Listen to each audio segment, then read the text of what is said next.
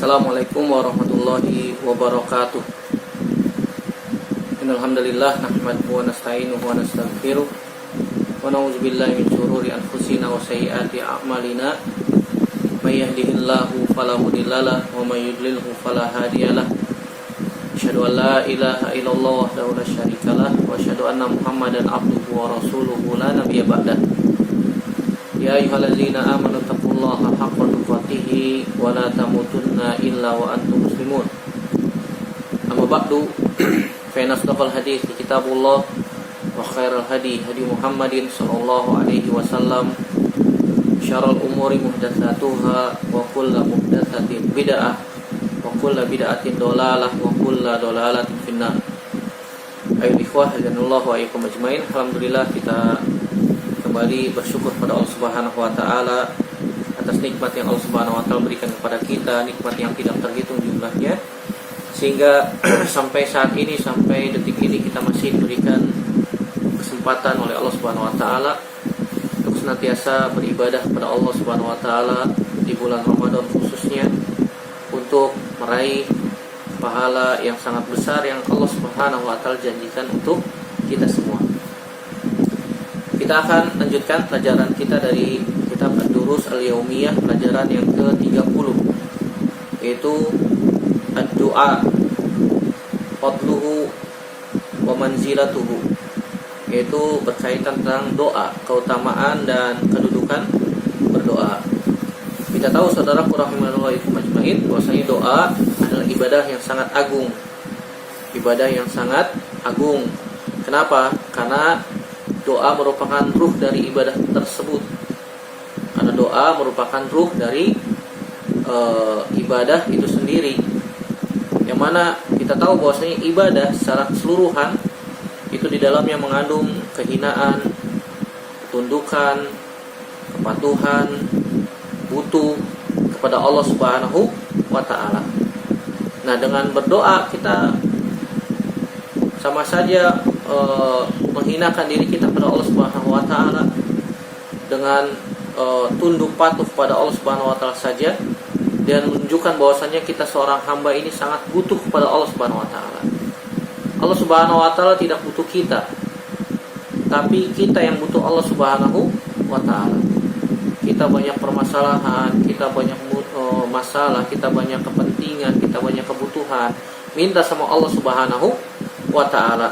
Minta kepada Allah Subhanahu wa taala, zat yang tidak pernah tertutup pintunya. Allah Subhanahu wa taala suka jika Allah Subhanahu wa taala senantiasa dipinta. Senantiasa kita meminta kepada Allah Subhanahu wa taala, Allah Subhanahu wa taala malah suka. Malah suka, malah gembira ketika hambanya berdoa meminta kepada Allah Subhanahu wa taala. Berbeda dengan manusia, yang manusia ketika diminta terus, maka dia akan marah. Sebaliknya Allah Subhanahu wa taala, jika dia tidak pernah diminta, Allah Subhanahu wa taala tidak pernah diminta, Allah Subhanahu wa taala murka. Allah Subhanahu wa taala marah. Dan kita tahu bahwasanya Allah Subhanahu wa taala maha luas rahmatnya. Allah Subhanahu wa taala maha kaya. Allah Subhanahu wa taala maha mampu atas segala sesuatu. Oleh karena itu, seutama-utama ibadah adalah dengan berdoa kepada Allah Subhanahu wa taala. Minta kepada Allah Subhanahu wa taala, zat yang tidak pernah tidur, zat yang tidak pernah tertutup pintunya kepada siapa saja hambanya yang meminta kepada Allah Subhanahu wa taala. Dan Allah Subhanahu wa taala akan senantiasa mengabulkan doa dari hamba-hamba yang senantiasa merintih meminta kepada Allah Subhanahu wa taala. Dan tidaklah sebuah ibadah pasti di dalamnya mengandung doa. Semua ibadah, sholat, kita sholat, semuanya rangkaian doa, minta kepada Allah Subhanahu wa taala. Begitu juga ibadah-ibadah yang lain, pasti di dalamnya mengandung doa, permintaan kepada Allah Subhanahu wa taala. Kita akan bacakan beberapa dalil yang menunjukkan keutamaan dan kedudukan berdoa kepada Allah Subhanahu wa taala. Yang pertama, itu dalam surat Ghafir ayat 60. Allah Subhanahu wa taala berfirman, "Wa qala rabbukum ud'uni astajib lakum." Dan Rabb kalian berkata, "Ud'uni, mintalah kepadaku, astajib lakum, pasti aku akan kabulkan." Ketika Allah Subhanahu wa taala mengatakan, "Mintalah kepadaku, pasti niscaya akan aku kabulkan." Dan di dalam ayat yang lain, dalam surat Al-Baqarah ayat 186, Allah Subhanahu wa taala berfirman, "Wa idza sa'alaka ibadi anni fa inni qarib ujibu da'watad da'i idza da'an." Kata Allah Subhanahu wa taala, "Jika hambaku meminta kepadaku, fa inni qarib, sungguhnya aku maha dekat." Allah Subhanahu wa taala maha tahu atas apa yang dilakukan oleh hambanya, dan ilmu Allah meliputi segala sesuatu. Ketika kita minta kepada Allah Subhanahu wa taala, maka Allah Subhanahu wa taala maha dekat. Allah maha mengabulkan doa. Ujibu da'watad da'i idza da'an. Aku mengabulkan doa bagi siapa saja yang meminta kepadaku, kata Allah Subhanahu wa taala. Kalau ada pertanyaan, "Ustaz, saya sudah berdoa terus tapi nggak pernah dikabulkan." Tapi realitanya belum dikabulkan oleh Allah Subhanahu wa taala. Ini gimana? Ketahuilah saudaraku rahimanillah wa iyyakum ajmain, ketika kita berdoa kepada Allah Subhanahu wa taala maka tidak ada ruginya sama sekali. Nabi SAW menyebutkan bahwasanya ketika seseorang berdoa maka bisa salah satu dari 3 kemungkinan. Yang pertama, Allah Subhanahu wa taala akan kabulkan langsung. Ketika kita berdoa, Allah Subhanahu wa taala akan langsung berikan. Ini busyra lil mukmin, ini kabar gembira untuk orang-orang yang beriman. Allah Subhanahu wa taala berikan kontan langsung di dunia atas apa yang dia minta. Kemungkinan yang kedua, ketika dia berdoa Allah Subhanahu wa taala tidak kabulkan, yakinlah bahwasanya Allah Subhanahu wa taala yadkhiruha yaumal qiyamah. Allah Subhanahu wa taala menyimpan doa kita di akhirat sebagai tabungan amal soleh. Jadi tidak ada ruginya berdoa kepada Allah Subhanahu wa taala. Jika kita berdoa, "Ya Allah, aku minta ini, aku minta itu," tapi belum dikabulkan oleh Allah Subhanahu wa taala, husnuzon, berbaik sangkalah kepada Allah Subhanahu wa taala. Allah Subhanahu wa taala menyimpan, menabung dari doa kita sebagai amal soleh di akhirat. Sebagai amal soleh di akhirat. Enggak boleh kita marah-marah, enggak boleh kita buruk sangka kepada Allah Subhanahu wa taala. Kita husnuzon kepada Allah, doa yang kita panjatkan Allah Subhanahu wa taala simpan di akhirat sebagai tabungan kita kelak. Potensi yang ketiga, kemungkinan yang ketiga, ketika doa kita tidak dikabulkan, maka Allah Subhanahu wa taala akan menghindarkan kita dari bahaya yang semisal. Kalau kita rajin berdoa kepada Allah Subhanahu wa taala, tidak dikabulkan oleh Allah Subhanahu wa taala, yakinlah Allah Subhanahu wa taala akan menghindari kita dari mara bahaya. Dari mara bahaya. Kita nggak tahu bahaya yang ada di depan kita itu seperti apa. Kita tidak tahu ada bahaya apa yang mengancam, mengikuti yang ada di belakang kita. Kita tidak tahu. Dengan rajinnya kita beribadah, berdoa kepada Allah Subhanahu wa taala, Allah Subhanahu wa taala akan menghindarkan kita dari bahaya yang semisal. Jadi tidak ada ruginya berdoa kepada Allah Subhanahu wa taala, senantiasa minta kepada Allah setiap hajat kita, terutama kebutuhan kita di akhirat. Kita minta kepada Allah Subhanahu wa taala masuk surga, dijauhkan dari api neraka, minta kepada Allah Subhanahu wa taala agar ibadah kita diterima oleh Allah Subhanahu wa taala, minta kepada Allah Subhanahu wa taala agar Allah Subhanahu wa taala menerima ibadah kita, Allah Subhanahu wa taala memberikan pahala yang berlipat ganda kepada kita, minta kepada Allah Subhanahu wa taala kebaikan di dunia dan di akhirat, minta kepada Allah Subhanahu wa taala kebutuhan dunia kita dipermudah, urusan kita dan seterusnya.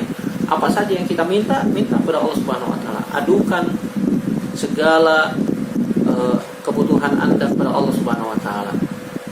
Berintihlah di hadapan Allah Subhanahu wa taala sebagaimana anak kecil meminta kepada kedua orang tuanya. Jadi ketika kita berdoa kepada Allah Subhanahu wa taala belum dikabulkan, maka Tidak boleh kita berburuk sangka kepada Allah, tetap husnuzon, pasti Allah Subhanahu wa taala akan berikan salah satu dari 3 hal yang sudah kita sebutkan tadi. Kemudian dalil yang ketiga dari hadis Nabi SAW dari sahabat Nu'man bin Bashir radhiyallahu taala anhuma yang diriwayatkan oleh Imam Abu Dawud dan Imam Tirmizi. Nabi SAW bersabda, ad-du'a'u wal ibadah. Doa adalah ibadah. Ini hadis yang sahih. Adapun hadis yang disebutkan ad-du'a'u mukhul ibadah dengan lafaz mukh. Doa adalah otaknya ibadah, intinya ibadah. Ini disebutkan oleh para ulama bahwasanya itu hadisnya dengan lafaz mukh adalah dhaif.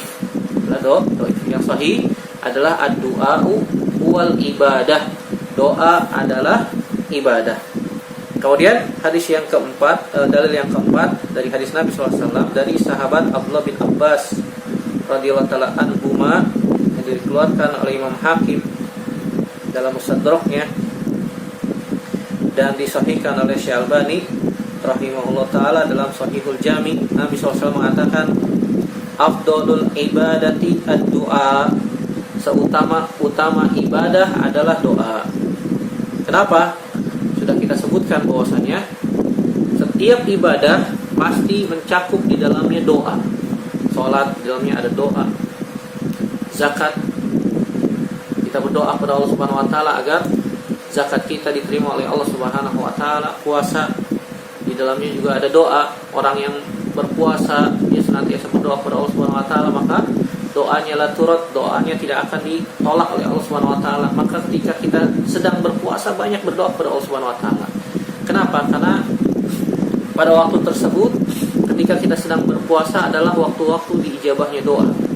Waktu-waktu dikabulkannya doa oleh Allah Subhanahu wa taala. Jadi banyak berdoa ketika kita sedang berpuasa. Begitu juga ketika sepertiga malam terakhir. Ketika sepertiga malam terakhir Allah Subhanahu wa taala turun ke langit dunia. Hina yabqa sulusal lailil akhir, ketika tersisa sepertiga malam terakhir Allah Subhanahu wa taala turun ke langit dunia. Begitu juga ketika hujan sangat deras, maka doa kita akan dikabulkan oleh Allah Subhanahu wa taala. Begitu juga ketika kita sedang dizalimi, kata Nabi SAW, fattaqu da'watal mazlum fa innahu laisa bainahu wa bainallahi hijab. Maka berhati-hatilah doa orang yang dizalimi, karena antara dia dengan Allah Subhanahu wa taala tidak ada penghalang, tidak ada hijab. Begitu juga ketika sedang sujud, faksiru fihi doa, kata Nabi SAW, tempat waktu ketika hamba sangat dekat dengan Allah Subhanahu wa taala wa huwa sajid, dia dalam keadaan bersujud kepada Allah Subhanahu wa taala. Faksiru fihi doa, maka perbanyaklah doa ketika itu. Atau sebelum salam itu doa, waktu-waktu diijabahnya doa. Antara azan dan qomat, maka banyak berdoa kepada Allah Subhanahu wa taala. Waktu-waktu yang dikabulkan oleh Allah Subhanahu wa taala doa. Begitu juga ketika di Ka'bah, dekat Ka'bah, dan Ka'bah banyak berdoa kepada Allah Subhanahu wa taala, karena berdoa di sisi Ka'bah maka dikabulkan oleh Allah Subhanahu wa taala. Kemudian dalil yang kelima, hadis dari sahabat Salman Al-Farisi radhiyallahu taala anhu yang dikeluarkan oleh Imam Tirmizi dan hadisnya sahih, disahihkan oleh Syekh Albani dalam Shahihul Jami. Kata Nabi SAW, la yaruddul qada'a illa du'a wa la yazidu fil umri illa albir. Tidak akan menolak qada, tidak ada yang bisa merubah takdir kecuali doa, dan tidak ada yang bisa menambah umur kecuali kebaikan. Di sini Nabi SAW katakan tidak ada yang bisa merubah takdir kecuali doa. Maksudnya apa ini? Kata para ulama, disebutkan juga oleh Syekh Muhammad bin Shalih Al-Utsaimin, bahwasanya yang bisa merubah takdir adalah doa. Maksudnya takdir yang ada di catatan malaikat yang ada di langit pertama, bukan takdir yang ada di Lauhul Mahfuz yang ada di langit ketujuh. Karena takdir yang ada di Lauhul Mahfuz yang ada di langit ketujuh tidak bisa berubah karena sudah baku tidak bisa berubah. Adapun takdir yang bisa berubah adalah takdir yang ada di catatan malaikat di langit pertama. Makanya Allah Subhanahu wa taala memperbaharui takdir setiap setahun sekali ketika Lailatul Qadar. Fiha yufraqu kullu amrin hakim, kata Allah Subhanahu wa taala dalam surat Ad-Dukhan. Pada malam tersebut Allah Subhanahu wa taala putuskan takdir seluruh makhluk dengan bijaksana. Maksudnya takdir yang ada di catatan malaikat di langit pertama. Karena takdir yang ada di langit ketujuh ini tidak bisa berubah dan hanya Allah Subhanahu wa taala yang tahu. Hanya Allah Subhanahu wa taala yang tahu. Bahkan malaikat yang paling dekat pun Allah Subhanahu wa taala tidak beri tahu catatan yang ada di Lauhul Mahfuz yang ada di langit ketujuh. Jadi maksud dari Nabi sallallahu alaihi wasallam katakan ini, tidak ada yang bisa merubah takdir kecuali doa, adalah takdir yang ada di catatan malaikat di langit pertama. Karena takdir yang ada di catatan malaikat itu direvisi terus setiap tahun ketika Lailatul Qadar. Wala yazidu fil umri illal bir. Tidak ada yang bisa menambah umur kecuali albir, itu kebaikan. Kebaikan silaturahmi. Contohnya sebagaimana Nabi SAW katakan, man ahabba an yunsalahu fi asarihi wa yumsatulahu fi rizkihi falyasil rahimah, atau kama qala Nabi SAW. Barang siapa yang suka, yang ingin umurnya ditambah oleh Allah Subhanahu wa taala dan rizkinya diperluas oleh Allah Subhanahu wa taala, maka hendaknya dia menyambung silaturahim. Artinya apa? Umur bisa ditambah oleh Allah Subhanahu wa taala dan rizki bisa diperluas. Ustaz, kan rizki sudah ditentukan, umur sudah ditentukan. Iya, yang ada di Lauhul Mahfuz tadi sudah kita katakan. Adapun takdir, catatan umur, rizki, ajal yang ada di catatan malaikat ini bisa berubah. Ini bisa berubah. Kok bisa beda, Ustaz? Jawabannya nggak beda sebenarnya. Jawabannya sama sebenarnya antara catatan yang di Lauhul Mahfuz dengan yang di catatan malaikat. Cuma Allah Subhanahu wa taala hanya berikan kisi-kisinya saja kepada malaikat yang ada di langit pertama. Tidak seluruhnya Allah Subhanahu wa taala beritahu kepada malaikat.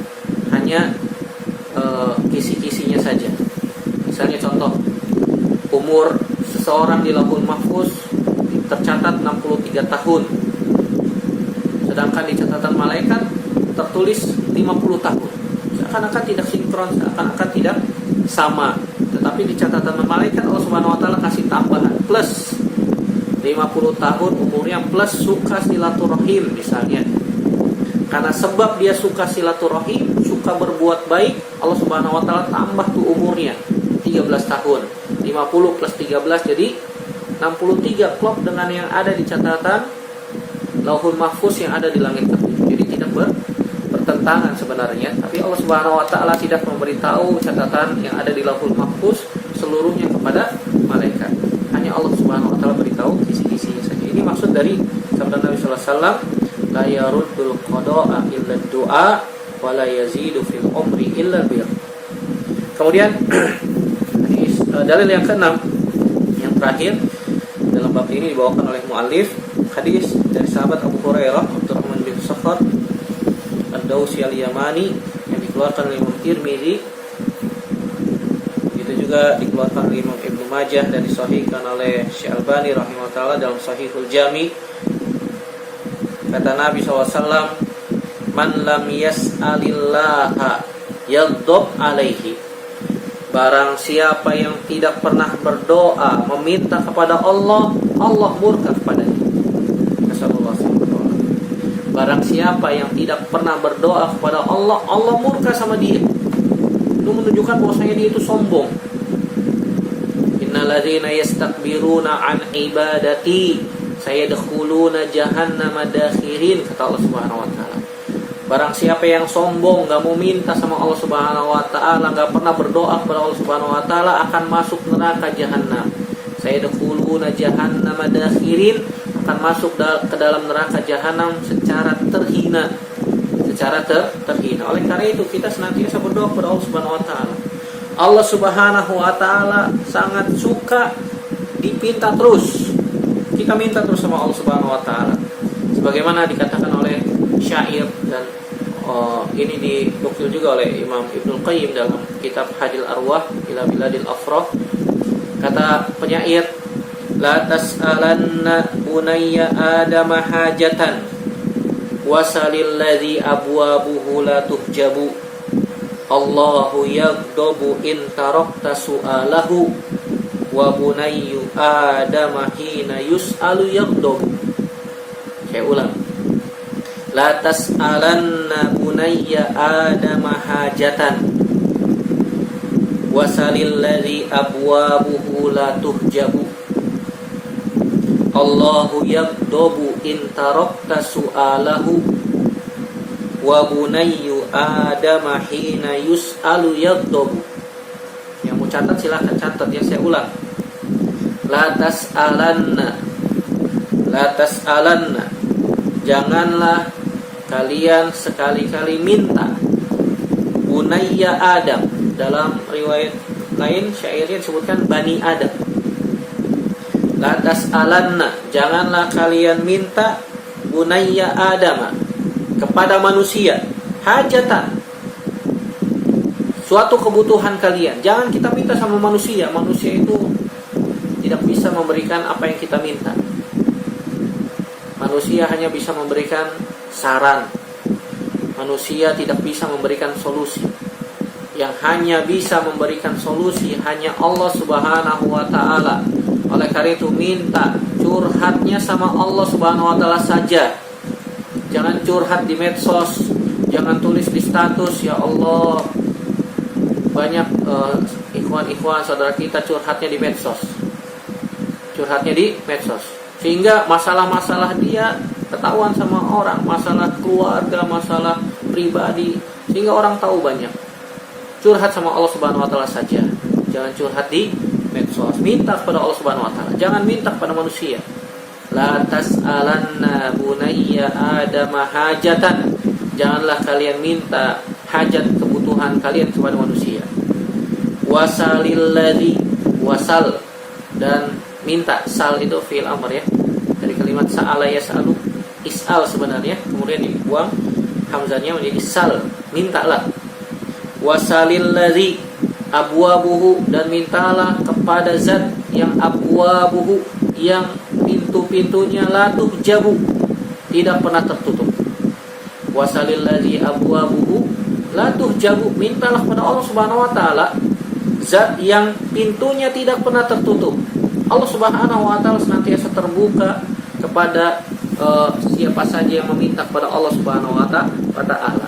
Allah Subhanahu wa ta'ala tidak pernah tertutup pintunya kepada untuk siapa saja hamba-hamba Allah. Allahu yaghdabu in tarakta su'alahu. Allah Subhanahu wa ta'ala marah. Allahu yaghdabu, marah, murka. In tarakta, jika Anda meninggalkan su'alahu, berdoa kepada Allah Subhanahu wa ta'ala. Allahu yaghdabu in tarakta su'alahu. Allah Subhanahu wa ta'ala murka, marah kalau kita enggak pernah berdoa. Tadi sudah kita sebutkan ayatnya. Innalladzina yastakbiruna an ibadati sayadkhuluna jahannama dakhirin. Allah Subhanahu wa ta'ala akan memasukkan ke dalam neraka jahanam secara terhina orang-orang yang sombong, tidak pernah berdoa kepada Allah Subhanahu wa ta'ala. Allah Subhanahu wa ta'ala marah. Allahu yaghdab in tarakta su'alahu. Oleh karena itu kita minta hanya kepada Allah Subhanahu wa ta'ala saja. Wa bunayyu Adam, dalam riwayat syair yang lain disebutkan wa bani Adam. Wa bunayyu Adama hina yus'alu yaghdab. Adapun manusia Bani Adam, hina yus'alu, ketika dipinta terus manusia, ketika dipinta, maka yaghdab, dia itu marah, dia itu akan menolak. Beda sama Allah Subhanahu wa ta'ala. Kalau kita minta terus sama Allah Subhanahu wa ta'ala, Allah suka, Allah senang. Tapi kalau kita minta terus kepada manusia, manusia itu pasti akan marah.